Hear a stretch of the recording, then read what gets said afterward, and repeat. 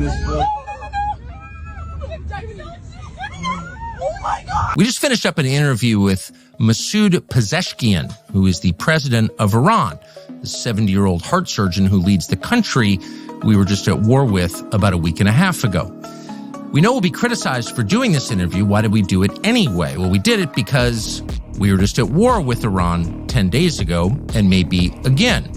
And so our view, which has remained consistent over time, is that American citizens have the constitutional right and the God-given right to all the information they can gather about matters that affect them. If their country is doing something with their money in their name, they have a right, an absolute right, to know as much about it as they can. And that would include hearing from the people they're fighting. Now, can you believe everything you hear from the president of Iran? Probably not. But that's not the point. The point is you should be able to decide for yourself whether you believe it or not. And keep in mind that anyone who seeks to deny you that right is not your ally, but your enemy. By the way, we have also put in, for the third time in the last several months, an interview request with the Prime Minister of Israel, Benjamin Netanyahu, and we hope he accepts that. The interview is limited by a couple of factors. One, it was done by remote through a translator. That's always awkward. For another, I don't speak Persian, and there are all kinds of questions that I didn't ask the president of Iran, particularly questions to which I knew I could not get an honest answer, such as, was your nuclear program totally disabled by the bombing campaign by the U.S. government a week and a half ago?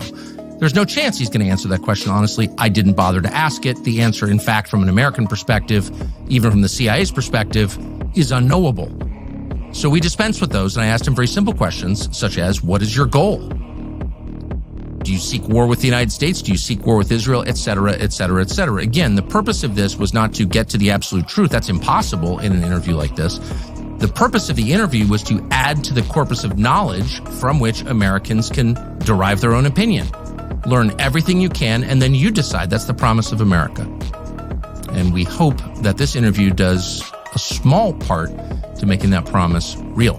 This interview will be up as soon as we have done editing it, as noted, and that should be in a day or two.